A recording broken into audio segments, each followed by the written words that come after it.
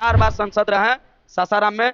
ये घर और फ्लैट छोड़ के कहीं बाहर नहीं जाते हैं। ये व्यक्ति के हर प्रखंड में व्यक्ति विशेष के लोग के जाते हैं और वहीं से अपना ये सांसद हैं।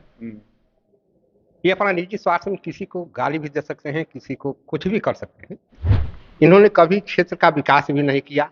नहीं, भारतीय जनता पार्टी के आलाकमान माननीय मोदी जी एक तरफ परिवारवाद का विरोध करते हैं, दूसरी तरफ पार्टी में रहकर सांसद और मंत्री अपने परिवारवाद से जकड़े हुए हैं।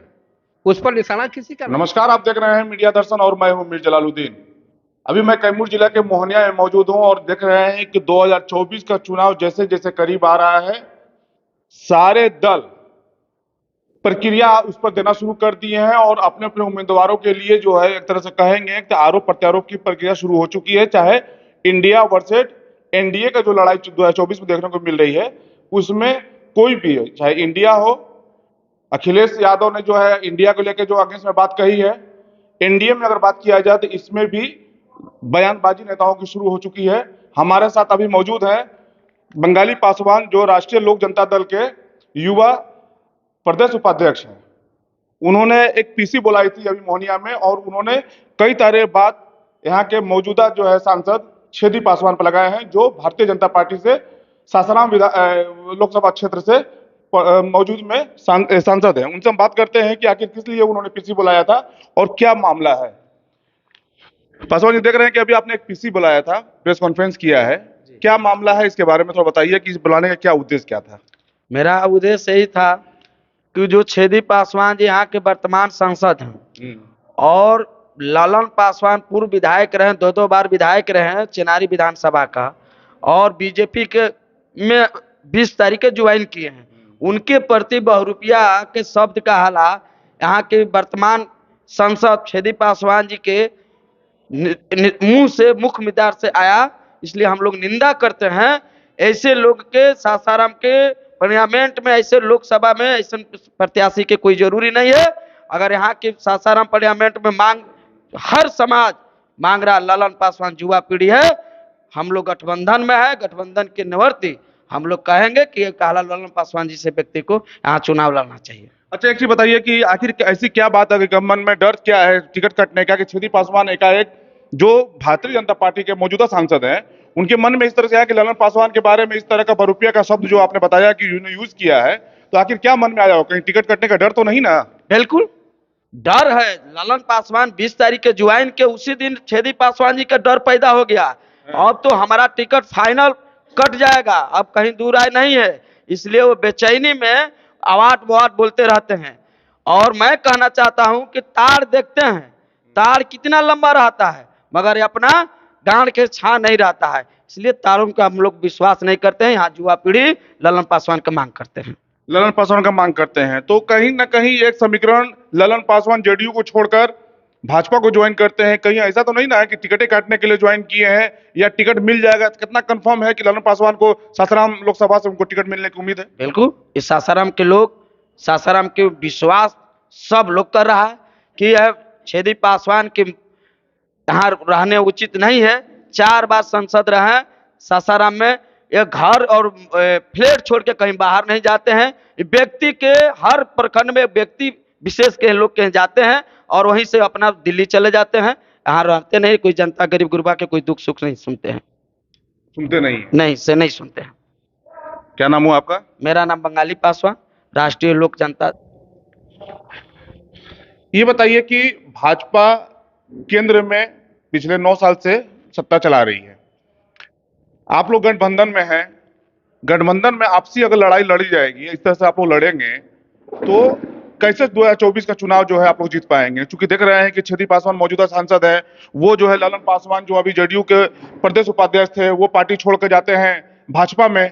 अब भाजपा में जो है जैसे ही ज्वाइन करते हैं तो छेदी पासवान का बयान आता है कि रुपया है, पार्टी चेंज करते रहते हैं। तो ये जो आपसी जो है खींचतान है, तो 24 में चुनाव आप लोग कैसे इंडिया के सामने आप लोग जीत पाएंगे? सवाल यहाँ है निजी स्वार्थ की। छेदी पासवान जी सांसद हैं। ये अपना निजी स्वार्थ में किसी को गाली भी दे सकते हैं, किसी को कुछ भी कर सकते हैं। इनकी रवैया हम लोगों ने 15 से 20 साल से देखते आ रहे हैं। जब विधानसभा में मिनिस्टर हुआ करते थे, आज लोकसभा में हैं, मिनिस्टर के पद पर नहीं गए, लेकिन सांसद 4 साल से हैं, 3 टर्म से हैं अभी भारतीय जनता पार्टी। इन्होंने कभी क्षेत्र का विकास भी नहीं किया, कभी बेटा के चक्कर में पड़ जाते हैं, कभी भतीजा शेखर पासवान के चक्कर ना में। एक बात बताइए कि जो आप कह रहे हैं कि कभी भी जो है वो विकास क्षेत्र का नहीं किया, तो 4 बार से सांसद उनको जनता कैसे चुन रही है? केवल एक मात्र मोदी जी के नाम पर वो कहा भी करते हैं, जनता जाती है कि सांसद महोदय हमारा ये काम है, तो कहते हैं साफ खुला भाषा में कि आप मुझे वोट नहीं दिए, आप मोदी जी को वोट देते हैं, मुझे नहीं। इस बात से हम लोगों को घिनौना होती है, कष्ट होता है। जनता इससे खुश नहीं है जी, जनता खुश नहीं। इस बार आप लोग जो है उनके टिकट मिलने का विरोध कर रहे हैं? बिल्कुल विरोध में है, और टिकट मिलेगा भी तो हम लोग वोटिंग नहीं करेंगे। अच्छा, परिवारवाद जैसे कहा जाता है कि भाजपा जो है परिवारवाद के हमेशा विरोध में रही है, परिवारवाद उनका नहीं है। वो देश के प्रधानमंत्री हमेशा ये आरोप लगाते रहे हैं कांग्रेस पर कि वो परिवारवाद की जो है एक पार्टी है और भाजपा में नहीं है। तो आप इसको कैसे देख रहे हैं? छेदी पासवान परिवारवाद करते हैं? बिल्कुल परिवारवाद में है साहब। छेदी पासवान जी नहीं, भारतीय जनता पार्टी के आला कमान माननीय मोदी जी एक तरफ परिवारवाद का विरोध करते हैं, दूसरी तरफ पार्टी में रहकर सांसद और मंत्री अपने परिवारवाद से जकड़े हुए हैं, उस पर निशाना किसी का नहीं। आप मोदी जी पर भी आरोप लगा रहे हैं? जी, मोदी जी पर आरोप नहीं लगा रहे हैं, पार्टी के सांसद विधायकों पर आरोप लगा रहे हैं कि मोदी जी तो परिवारवाद का विरोध कर रहे हैं।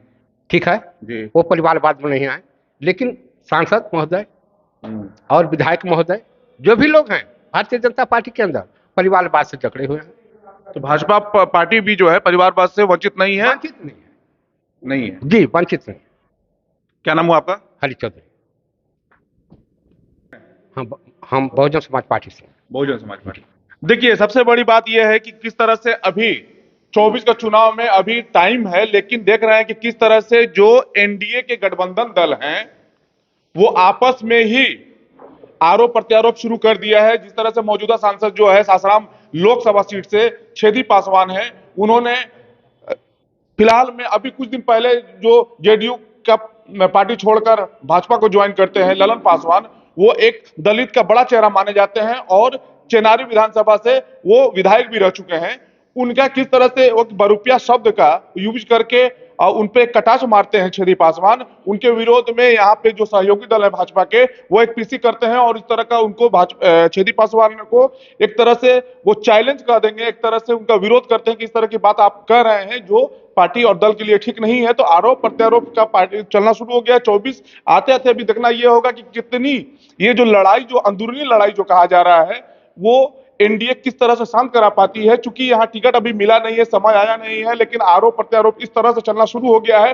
तो इंडिया वर्सेस एनडीए की जो लड़ाई 24 में देखने वो बहुत ही जबरदस्त देखने को मिलेगी जनता को, कि अगर आपस में ही लड़ेंगे तो जनता के हित के लिए क्या काम हो सकता है, ये अपने आप में बहुत बड़ा सवाल है। क्योंकि अभी जिस तरह से ललन पासवान है जेडीयू छोड़ के भाजपा ज्वाइन करते हैं और भाजपा ज्वाइन करते ही मौजूदा सांसद जो भाजपा के हैं वो आरोप लगाते हैं कि वो बरुपिया हैं। तो यहाँ पे जो लोग नेता लोग मौजूद हैं ये कहते हैं कि परिवारवाद का जो भाजपा जो है विरोध करती है, वो खुद ही सारे सांसद जो भाजपा के हैं, मैक्सिमम सांसद परिवारवाद में जटिल हैं, जुड़े हुए हैं। इसको सारा चीजें जो है आरोप और प्रत्यारोप की प्रक्रिया अभी से शुरू हो गई है और कहते हैं कि राजनीति अगर कहीं शुरू होती है तो वो बिहार से शुरू होती है। तो बिहार से ये देखने को मिलने लगा है कि लोकसभा चुनाव से पहले ही आरोप प्रत्यारोप की प्रक्रिया शुरू हो गई है। अब इसका क्या रिएक्शन होता है, क्या इसका रिजल्ट देखने को मिलता है, उस पर नजर मीडिया दर्शन की बनी रहेगी। इस तरह से पल पल का अपडेट देखने के लिए बने रहिए मीडिया दर्शन।